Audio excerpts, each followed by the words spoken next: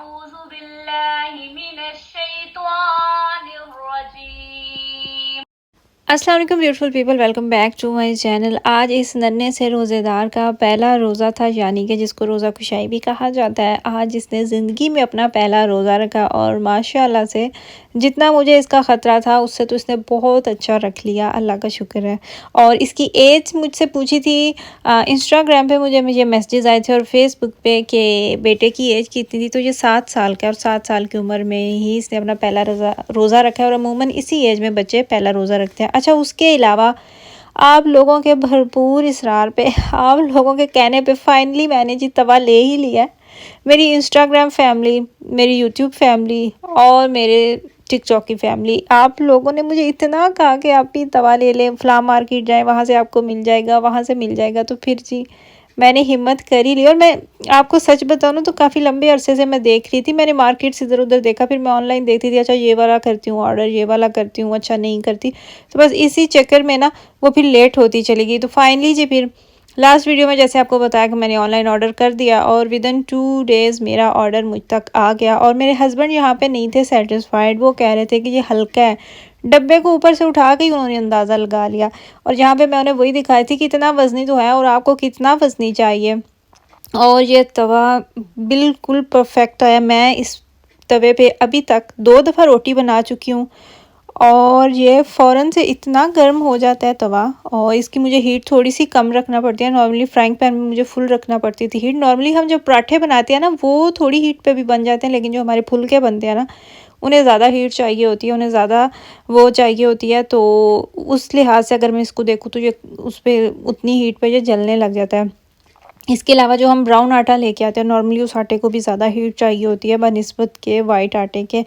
Anyways जी, यहाँ पर सहरी बन रही है और आज है जी सहरी में माशाल्लाह से 4 रोज़ेदार हैं और ज़ावियार को छोड़ के बाकी सारी फैमिली रोज़ा रख रही थी। और वीकेंड था तो वीकेंड पे बच्चों को रोज़ा रखवाया, क्योंकि स्कूल में बच्चों के लिए थोड़ा सा मुश्किल हो जाता है, सारा दिन उधर रहते हैं और बच्चों को कोई भरोसा भी नहीं होता कि छुप छुप के खाते रहें, भूल जाएं। क्योंकि इस दिन भी मुझे नाश्ते के टाइम पे अबराज ने मुझे कहा कि मुझे पास्ता बना के दें और मिराज ने मुझे कहा कि मुझे बिस्किट ला के दें। मैंने वो खाना, फिर मैंने उन्हें याद करवाया कि नहीं, होश करें, सब्र करें, हौसला करें। आज आप लोगों के रोज़े हैं जो कि आपने अपनी खुशी से रखे हैं रोज़े। और रोज़ा अच्छा लगता है जब आपका टेबल भरा हुआ होता है, पूरी फैमिली के लिए आप सहरी बना रहे होते हैं। और फिर नमाज़ पढ़ने के लिए स्पेशली जब आप खड़े होते हैं तो माशाल्लाह से एक पूरी जमात लग रही थी। सहरी से फ़ारिग हुए और यहाँ पे जब वज़ू का सेशन चल रहा है, बस मैं कंट्रोल कर रही थी कि ठीक से वज़ू करते हो या नहीं। अच्छा, एक मुझे ख़ुद से बड़ी शिकायत है।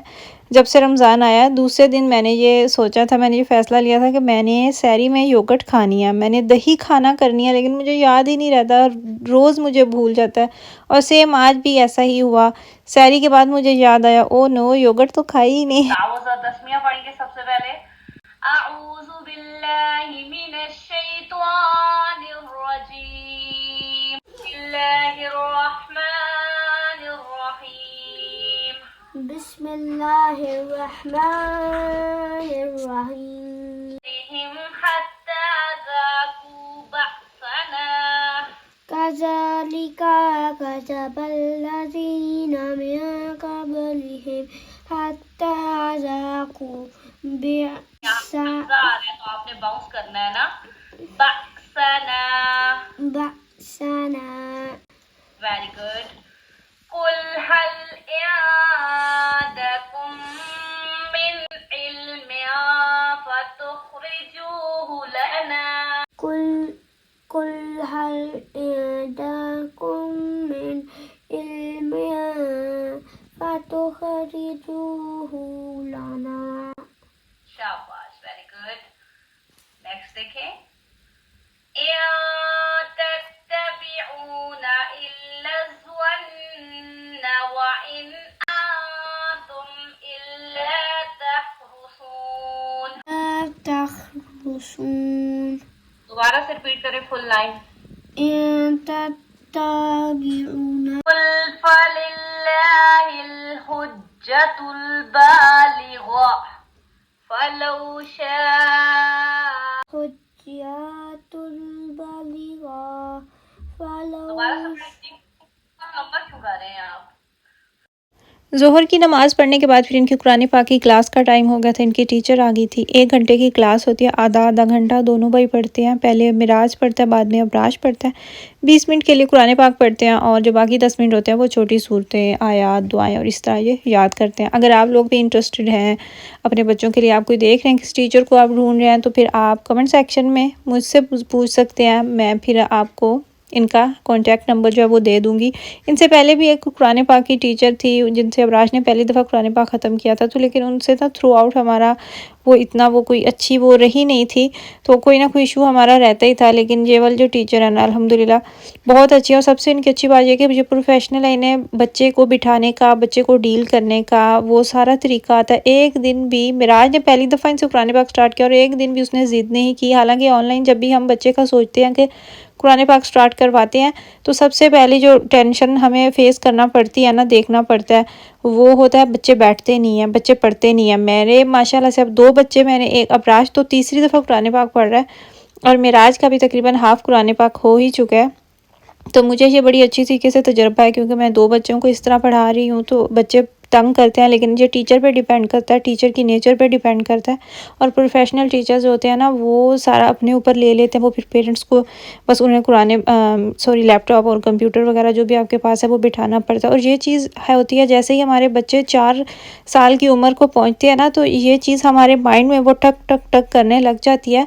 जब तक हमारे बच्चे कुरान पाक स्टार्ट ना कर लें, हमें वो सुकून नहीं आता। एक तो ये गिल्ट हमें लिए ख़त्म कर देता है कि हम अपने मुल्क से दूर है, हमारे बच्चे अपनी रिवायात, अपने वो ट्रेडिशनल चीज़ें और वो सारा कुछ दूर है। हम इन्हें ये सिखाएं, हम इन्हें ये बताएं। तो उसके साथ जो सबसे ज़्यादा चीज़ हमें डिस्टर्ब करती है ना, वो ये होती है कि इनके कुरान पाक, हमारे बच्चे कहीं दीनी तालीम से महरूम ना रह जाए, हमारे बच्चों को ये कोई वो ना इस चीज़ में फ़र्क ना आ जाए। क्योंकि हम हर चीज़ पे कंप्रोमाइज़ कर सकते हैं, लेकिन ये जो चीज़ है ना, इस पे हम कंप्रोमाइज़ ना ही कर सकते और ना ही करना चाहते हैं। साथ-साथ यहाँ पे अब इफ्तारी का टाइम हो रहा है और जो मेरे छोटे रोज़ेदार थे ना, उन्होंने मुझसे पूछ-पूछ के जैसे ही 9 बजे है ना, लिटरली 9 बजे वो मेरे से पूछना स्टार्ट हुआ, अफ्तारी में क्या बनाएंगी आप, आज अफ्तारी में क्या कुछ, हमने ये भी खाना है, वो भी खाना है, ये भी खाना है, वो भी खाना है। इतनी ज़्यादा वो उन्होंने मुझे अपनी लंबी लिस्ट दी हुई थी ना। और यहाँ पे देखें कितना मैस हुआ हुआ है, इन्होंने मेरा सर खा दिया था।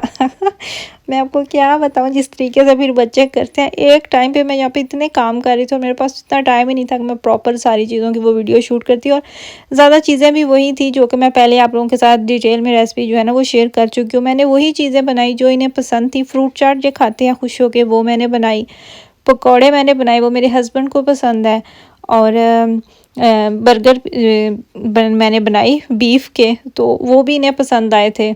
मैंने बस इतनी ही चीज़ें बनाई जो ये शौक़ से खा लें। सुबह के लिए मतलब सहरी के लिए मुझे सालन बनाना था, वो मैंने बना के रखा। और एक बर्गर भी इन लोगों से नहीं खाया गया था, इन्होंने हाफ़ बर्गर खा के छोड़ दिया। लीमू पानी इन्हें पसंद था, वो मैंने बनाया। अपने लिए मैंने मिल्क शेक बनाया स्ट्रॉबेरी और मैंगो का।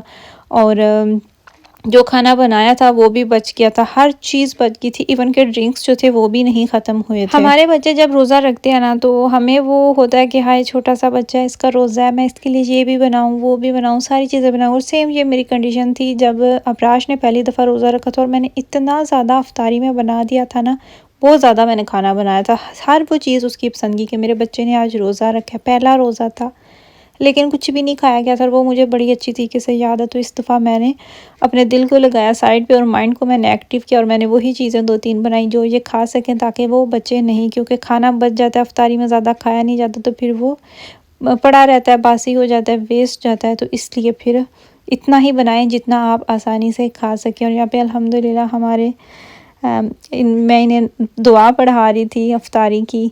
और यहाँ पे हमारा जो रोज़ा है ना वो अफ्तार हो चुका है। इस दफ़ा हमारे रोज़े लंबे नहीं हैं। यहाँ पे तो लास्ट ईयर भी ठंडी थी, लेकिन अल्लाह का शुक्र है कि पाकिस्तान में रोज़े ठंडे जा रहे हैं, पाकिस्तान में गर्मी नहीं है।